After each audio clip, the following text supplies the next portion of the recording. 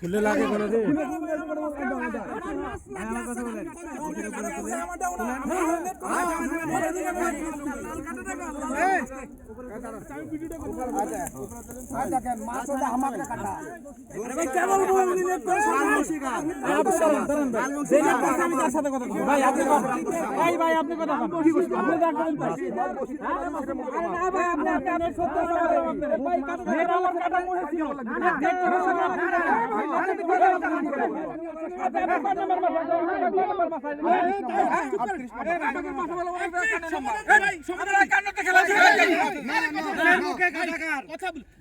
net করার সময় আবার